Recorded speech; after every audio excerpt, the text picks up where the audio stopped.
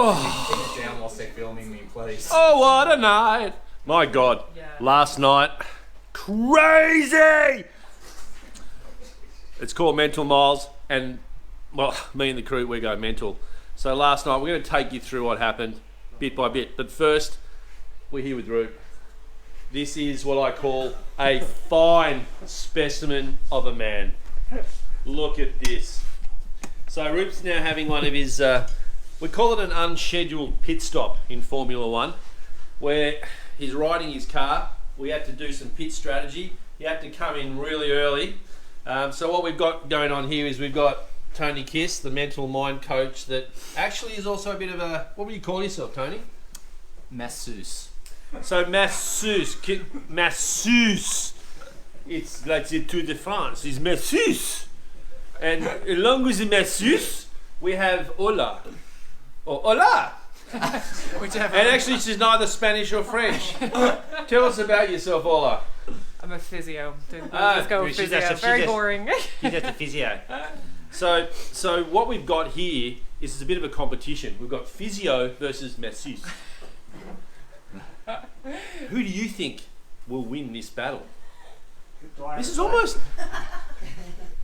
I think we'll. So you will have a say in a minute, but you don't have a say when you're lying on your stomach.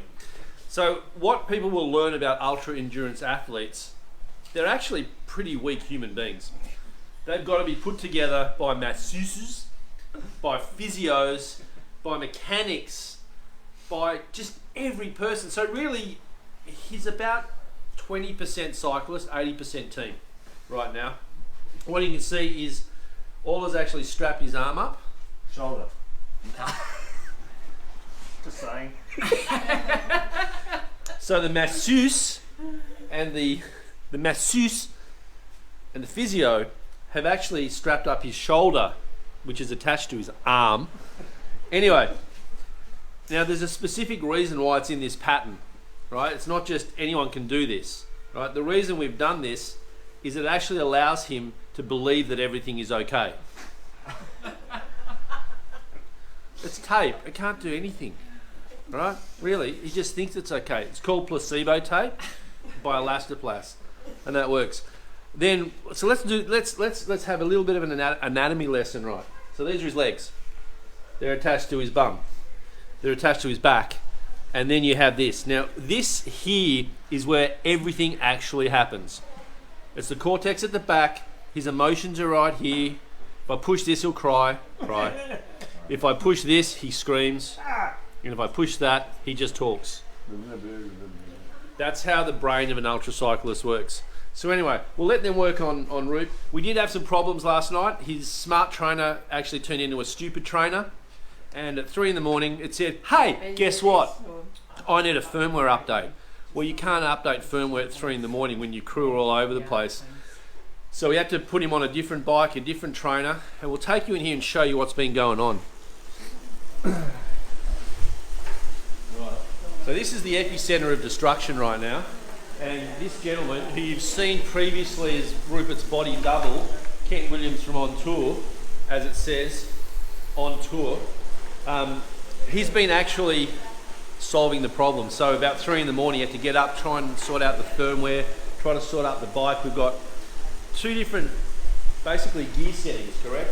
We've got 11 speed and 12 speed.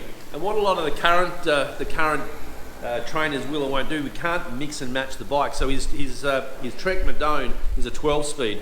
We don't have the parts because of COVID, so the couriers couldn't deliver them from Spain. We can't put a 12 speed on the Jet Black right now because that's a new prototype of the Smart Trainer.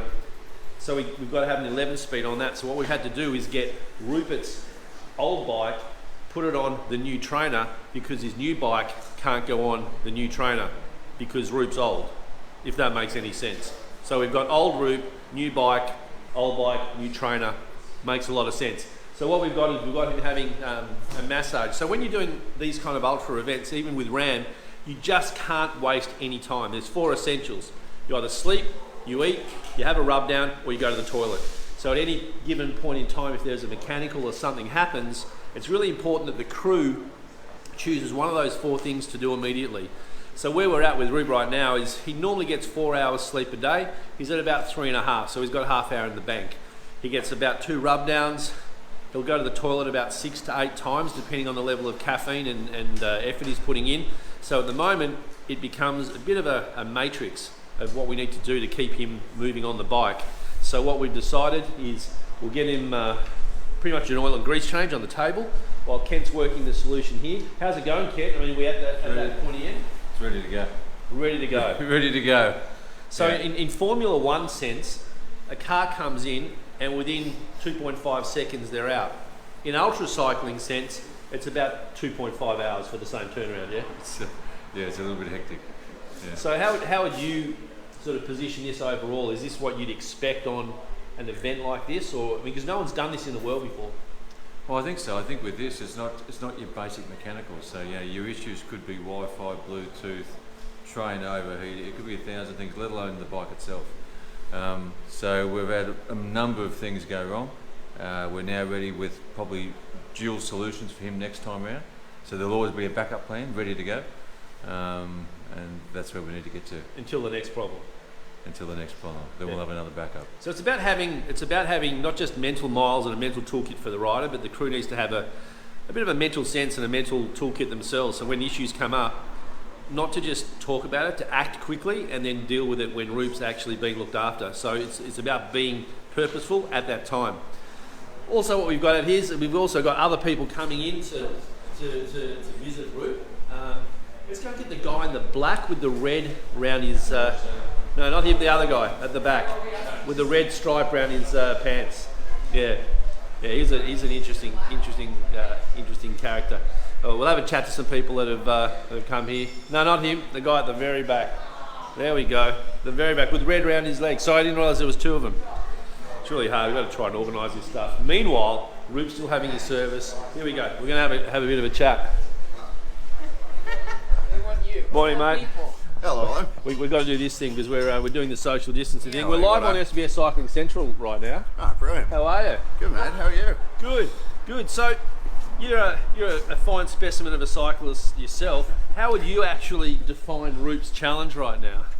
Absolutely mental. That's why it's called the mental miles, right? I mean, what do you think it takes to do something like this? Some mental fortitude that some of us just don't develop or don't have. I'll tell you that. Do you think it's a physical attribute or a bit of psychosis?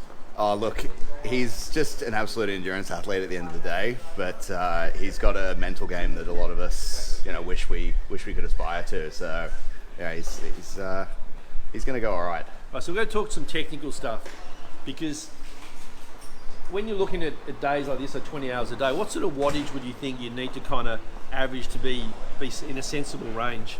Look, it depends on the cyclist, really.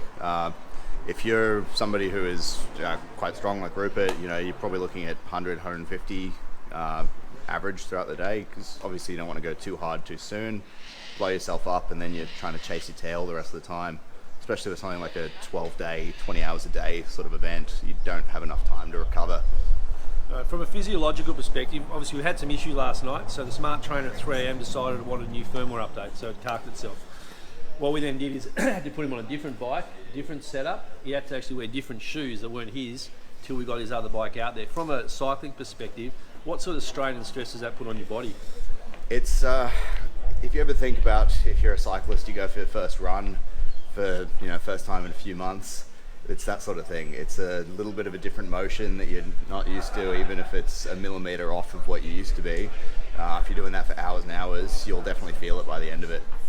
Awesome. Well, mate, I know it's cold out here. Thank you very much.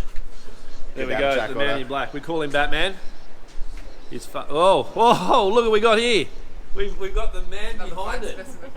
Come on in. Wagner down under. That's it. You wouldn't happen to be the brother of the brother, would you? The uncle of the uncle. That's of it. the nephew. I've seen photos of the uncle of the nephew. Anyway, there you go. So Wagner's been one of our greatest supporters. That's the hat. That's the kit that goes with it. Mate, the support of Wagner has been quite extraordinary. That's fantastic. It really has. I mean, what's the connection with Wagner and wanting to support cycling like this? Okay, well, Dean, my nephew, my godson, sort of got into cycling some years ago, back in the mid-90s. in Rotorua. He then went over to the States and started doing the pro